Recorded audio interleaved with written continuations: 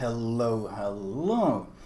Since 0.6.4 was released on NA, but not EU yet, I could not resist booting up my NA client and taking my Tirpitz out for a spin on the NA client. I ended up testing a couple of different builds, but ultimately, of course, what I was most interested in was the change to the secondaries on the Tirpitz. For those that aren't aware, in 0.6.4, the secondary range was changed from 4.5 to 7 kilometers. The reason this is important is, of course, it's the same range as the Bismarck has. So when you spec fully into secondaries, you can actually get 10.6 km range on the secondaries. So this is, of course, something that has to be checked and tested and so forth. The map is Neighbors. Sadly, it's a standard battle, not exactly too exciting, especially on a big open map like this. It's going to be very hard to make use of my torpedoes on this map. North Carolina aims and shoots at me, so I turn into him to dodge the torps. And already RNG rears its very ugly head, because as I turn in to dodge them, well, North Carolina gets a citadel and a huge pen. So I end up eating a 22k damage volley from literally across the map. So that's a pretty rough way to start the game, especially since citadel damage on battleships, you can only heal 10% of citadel damage, so citadels are especially punishing to battleships. So as you can see, if you look at my health bar there on the left, the gray area is how much I can heal, and I can heal very little. Also, when I made this, and I ate another volley from the same guy, so I've already lost 30k HP. So not really the best start, but then again, you're not always going to have the best start, so it's just a matter of coping with an unfortunate start here. Now, worth noting is that I only actually have 4 heals here, because at the time when I made this commentary, of course I had the usual build with AFT and manual secondaries, but I was also testing running manual anti-air, because I figured if I do face carriers, the synergy between basic firing training, AFT and manual anti-air and manual secondaries would be very, very nice. But ultimately I decided that it wasn't really worth it, because I didn't face enough carriers and there wasn't enough carriers focusing me and so forth. So I decided to not bother with the manual anti-air in the end. But in this vid I do have it, but because it has very little impact on the gameplay itself, besides I should have 1 additional consumable, besides that it has very little impact. I do pop my fighter plane as soon as this Mars is spotted. In case you missed it, I also of course selected the Mars as my secondary target. That's why I'm hammering down secondary shells on him, just like a Bismarck usually does. Now, the torpedoes on the Tirpitz aren't really as useful as they used to be. There are odd games where you can get a lot of use out of them, but most of the time the torpedoes really aren't that valuable. There's the ships like the Alabama and the Amagi. They both have such fantastic torpedo belts that the torps really don't hurt them too much. And then you have ships like the Bismarck and of course other German higher tier battleships who can simply spot your torps with hydro and dodge them quite easily. So the value of the torps have been falling, and of course the value of the Tirpitz has been falling because of this. In fact, I haven't really seen any Tirpitzes in competitive in a long time, because the simple fact is that hydro is a lot better than torps. So this buff to secondaries is actually a pretty smart move from Wargaming, because it breathes some new life into the Tirpitz. Now, is this magically going to make the Tirpitz overpowered? I doubt it. I really... First of all, I don't think it's going to make it overpowered. And second of all, I still think the Bismarck is the better ship. The Bismarck has better anti-air. The mid-range anti-air is significantly better on the Bismarck. And ultimately, hydro on a battleship is a lot more useful than torps on a battleship are. Because the times when you actually get to torp something in a Tirpitz, they are very few in between, especially with the meta the way it is. If you get to use your torps every single game, it mostly means because you're YOLOing in like a nutcase and you won't really have that consistently good games to begin with. On the other hand, hydro is fantastically useful. Hydro on a Bismarck is amazing. Not only can you use it to, of course, defend yourself against torps, you can use it to push into situations you normally couldn't. You can push towards smoked up DDs, smoked up Royal Navy cruisers. It opens up so many new gameplay paths, whereas torps really doesn't open up anything new. So the worry is that the Tirpitz is suddenly going to be a lot better than the Bismarck.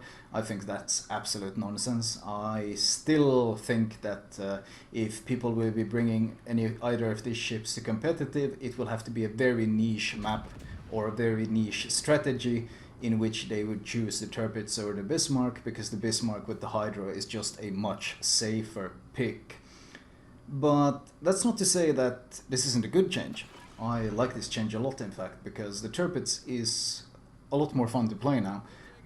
Instead of just relying on, of course, German dispersion and hoping at some point you can get close enough and hoping that you can finally land those torps to finally have some additional impact, you now have these secondaries that can deal pretty good damage. I mean, it's not going to be anything amazing, but it's pretty nice additional damage, and it's especially strong against DDs and such.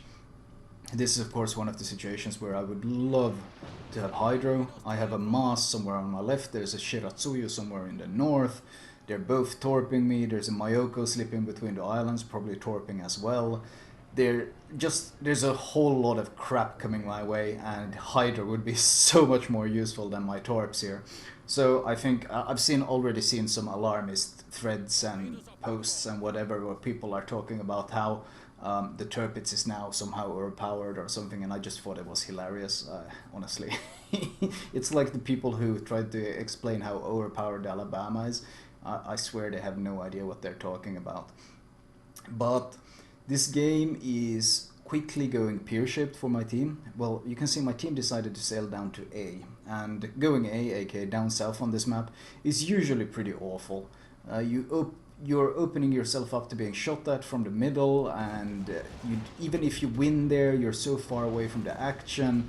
It's just going down south. I just hate it on this map. The Shiratsuyu shows himself. I quickly select him as a secondary target and take a few shots at him. I'm hoping the Edinburgh will be able to finish him off, since getting rid of one of these DDs would make life a lot easier for me.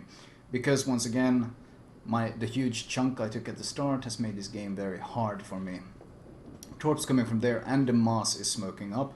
So at this point I'm pretty certain I'm about to get torped. The Mayoko is, however, committing to a turn, so I wanted to shoot him before he had to turn. I saw that he was sailing towards an island, so I figured it was worth staying to take that shot, and I do finish him off, so ultimately it was worth the trade. Now I need to get the hell out of here before the torps are coming. And once again, I sure wish I had a Hydro in this situation, and that's something in fact, those that watched my stream today when I was testing this, that was a pretty common mantra for myself. I sure wish I had Hydro. So the worries that the Tirpitz will magically overtake the Bismarck are pretty unfounded in my book. I do, however, really like the new Tirpitz. I didn't really play the Tirpitz much as of late because of all the reasons I mentioned, but the option to play a basically more aggressive Bismarck is a lot more fun. The Bismarck is more of a defensive one. You can't YOLO in the same way as you can in this one, but because you don't have the torps to like instantly wreck someone like the Tirpitz can. But on the other hand, this one is also a lot riskier because once again you don't have the Hydra to protect yourself against the torpedoes. The Mas used his torp, so I'm gonna push in towards the New Mexico, see if I can nail him. We are down to 4 ships against 9. 4 ships against 9 at this point. If you look at the top, you can see we have 205 to 635 points. So 4 against 9, and one of those kills, one of the 3 kills we have are one of the kills I got. So, and I'm of course down to 1 heal and 17k HP, so let's just say my hopes aren't very high at this point. The Tirpitz does push into my secondary range, so I select him as my secondary target. They instantly open up on him. Meanwhile, I stay angled towards New Mexico and see if I could maybe punish him a bit. But at this point, the Shiratsuyu pops up on my left, so I have to turn and give broadside to this New Mexico because I know there's torps coming, which I have to dodge. And Tirpitz dispersion decides that 1 shell will hit, and that's going to be a citadel, and all other 7 shells will miss. That's of course German dispersion. I select Shiratsuyu as my secondary target though, switch it from Tirpitz to him. As soon as he's dead, I switch the secondary target back to the Tirpitz, and I start hammering him. At this point though, the Maas shows up on the minimap. He's opening fire on me and trying to burn me down, so I select him as a secondary target while keeping my main guns aimed at the Tirpitz. And of course my secondaries instantly open up on the Maas as well, and the Maas behind me also gets finished off. Once that is done, I once again reselect the Tirpitz as my secondary target, and he is giving me broadside, which allows me to finish him off quite easily. So suddenly from a 4 versus 9 it's down to a 4 versus 6. Now I'm tempted to turn fully to the right here and shoot this New Mexico, but I control myself, which you should also do. You see the way he's waiting for me, he wants me to turn broadside.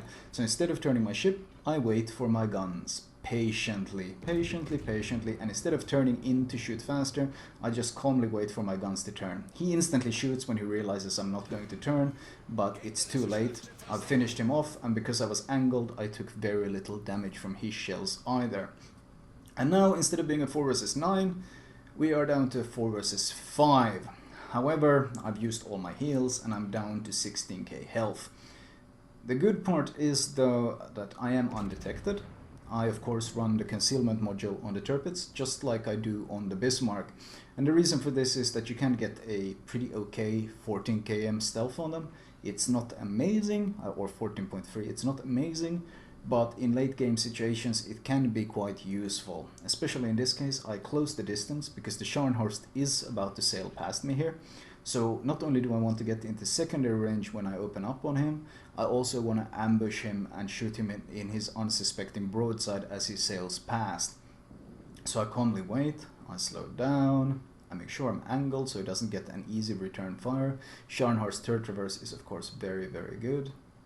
Once again, patience as a battleship player, and he sails past giving broadside as expected. By the time he spots me, or I'm spotted, it's of course too late. Unfortunately, Tirpitz dispersion, I get 3 overpens and just 1 normal penetration, so it doesn't kill him, but I also select him as my secondary target, so I end up dealing a ton of damage. I even cause a fire, forces him to repair. I repair his fire as soon as he's gone, because I don't have enough health anymore to be able to tank fires. I have to take risks. And Indianapolis finishes off him after I kind of tenderized it for him. So now we're down to 4 versus 3. But looking at the health pools of both me and my teammates, it's not looking that good so far. I pop my plane to hope to get some vision of this Cleveland that's sailing around somewhere behind the islands. The reason, of course, I use the fighter plane is not just for spotting incoming torpedoes. You might notice whenever I fought DDs in this game, I constantly pop that plane. I'm actually only down to 1 plane after this. So I pop that plane whenever I fight DDs because it can help not just spot DDs, but also spot incoming torpedoes. I chunk down the Bismarck, don't get the kill once more, and the Indianapolis once again finishes him off. So 3 versus 2. The Indianapolis, however, is almost dead. Cleveland does pop up, which is what I was hoping for, and I instantly take the shot. Cleveland is so squishy, or honestly paper armor all over, so that I don't really care if he's giving broadside or not. I just want to open fire and start working on him. Trying to close the distance so my secondaries can do work. Once again, against lightly armored or light cruisers in general, secondaries do a lot of work. Indianapolis goes down, it's down to 2 versus 2, but I am close enough that I can start getting somewhat consistent hits even with a Tirpitz, well, 1 hit again. But most importantly, I'm within secondary range now, and my secondaries open up. And secondaries, as I said, they really shred light cruisers. And you can start seeing, as soon as my shells land, you can start seeing how much it's chunking him down. He's getting set on fire and he's dying, and my next volley is on the way, and Amage takes the kill. Okay, this is becoming a bit of a trend here, but whatever, we got the kill. He set me on fire, but I repair. Once again, I know my stealth is about to kick in since I just shot a while ago. You might notice, by the way, that of course I run Adrenaline Rush, which, since one of the later patches, also affects my secondaries. So that's why my secondaries fire as quickly as they do, and that's of course why my main gun reload, well, if we look at my main gun reload now, is 21 seconds, which is of course pretty amazing. That's all pretty much Scharnhorst reload on a Tirpitz. But that's of course, I love Adrenaline Rage or Adrenaline Rush on German battleships. Mostly the reason I especially like it is because they tend to have fairly good turret traverse. In fact, the Tirpitz has a 36-second turret traverse, and because it has such a good turret traverse, I am willing to completely skip Expert Marksman on the ship and just go straight for Adrenaline Rush for this improved both secondary and main gun reload. Now I am very low, 7.9k, but I've been eating a lot of HE. You see how dark and burnt my superstructure is? So I'm starting to suspect that my superstructure is probably fairly saturated by this point, especially since I've been healing a lot of the damage I've been eating. And the Amagi is pushing down the left, so I of course push down the right. This is something I mention quite often in my strategy, or well, any sort of guides that involve battleships. You want to split up because you want to create crossfires. So if he's angled against one, he's giving broadside to the other, which is of course my goal here. He's angled towards the Amagi, he gives me broadside. He cannot possibly angle against both. Sadly, once again, one hit. This is very common with Tirpitz. German dispersion is not very good. I angle in, only really eat some overpens it seems, but I have so little HP left that even overpens can be quite painful. At this point I could just rush the enemy base and win the game like this. Like that would be the safe, but also the very boring way to end it. And I figured since I am playing Tirpitz, why the hell just not go in and try to finish him instead, because that sounds like a lot more fun. I do lose vision of him, but I know that the second I get spotted now, it's because he's popping out. That's plane spotted, you see the plane icon? That's not him spotting, that's a plane spotting. As soon as the plane icon disappears, I'm waiting for it, waiting for it. Waiting for that plane. Plane icon disappeared, now I know he's here, so I start turning left. Because I know he's there, he's popped up, I know exactly where he is, my guns are aimed, I'm waiting for him. And he finally pulls the trigger, which is what I was waiting for. He does do 3k damage, but I do shoot him. Oh, he dodges it, but I only shot my front turrets, I still have my back turrets left. Let's see if he shoots again. I'm angling in of course, he's shooting AP, so I want to be bouncing as much as possible. This next volley, bounced all of it, shooting the front guns, and I want to shoot the back guns, but I'm a bit worried about this reload. Just gonna shoot it quick and then turn it in again. You don't want to make yourself an easy target, even in a battleship. And I finally get a citadel, which truly have been scars this game, and the game does end in our victory. 700k credits, only 152k damage, but then again, considering we were down 4 versus 9 at one point, I consider this quite a satisfying victory. My name is renamed user because Wargaming didn't like my nick, so they changed it for me, and now I'll have to rename myself into something less offensive, I guess, but whatever. Team score, managed to come top, not surprising, with 6 kills. And detailed report, we can see that even though it looked like my secondaries did a lot of work, ultimately they only did about 10,000 damage. 498 secondary shells fired, 10,000 damage. So if someone thinks that because the Tirpitz has the Bismarck secondaries and it's somehow going to magically become totally overpowered, I think they are speaking out of their ass. Because while the secondaries are great, it's still not nearly as good or useful as hydroacoustic searches. So this change is fun, it makes the Tirpitz more viable, I enjoy it, and I don't think there's nothing to panic about. Oh, and potential damage 2.4 million, which is of course always satisfying. Anyway, let's move on to my recommended build. Right, as promised, moving on to the build itself. First of all, I really love this new dry dock. It just looks absolutely amazing. Anyway, module wise, not much to talk about. Premium repair, premium heal, you should be able to afford these since you are playing a Tirpitz. And the fighter, once again, well, premium is not that big of a deal. Upgrade wise, Secondaries upgrade 1, secondaries upgrade 2 for the range, damage, control, and rudder shift, minus 20% of course, and stealth. We want the rudder shift because, well, we unlike the Bismarck, on which I actually don't use rudder shift, I consider it quite necessary on the Tirpitz because we don't have the Hydra to help warn us against incoming torpedoes and such. Captain perks wise, priority 1, preventive maintenance. Adrenaline rush, I don't think you need expert marksman on this ship because the turret traverse is already so good. And I go basic firing training, AFT, and manual fire control.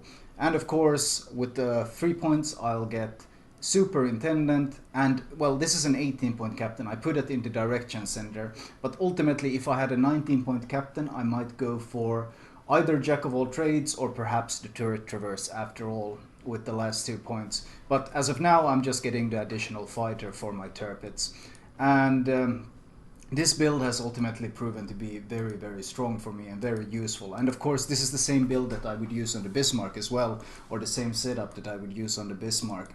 Now, if it's a purely Tirpitz captain though, like you have no intention of using it on any other German battleships, then there is the option that perhaps instead of superintendent you go for a more YOLO build. For example, you get vigilance to counteract the fact that you don't have any sort of early torpedo warning system. Vigilance could have been very useful in many of the games I played, so that's certainly a very valid option. Another valid option is Demolition Expert, 2% chance of fire on your secondaries, so 9% becomes 11 and 8% becomes 10. Certainly valid options, both of those. Ultimately, I prefer this one since, well, basic firing training is pretty straightforward since it also gives you anti-air, which you need. But this last one, Superintendent, in some games it's very useful, but in games where you tend to YOLO in, you tend to not have time to use all your consumables, in which case Vigilance might actually be better, or Demolition Expert. Ultimately, I do prefer my own build, but I'm not saying that these two or either one of these would be a bad choice. Anyway, that was my first 0.6.4 commentary, and there will be plenty more to come since there's so many ships I need to test and play and so forth. But I hope you guys enjoyed this one.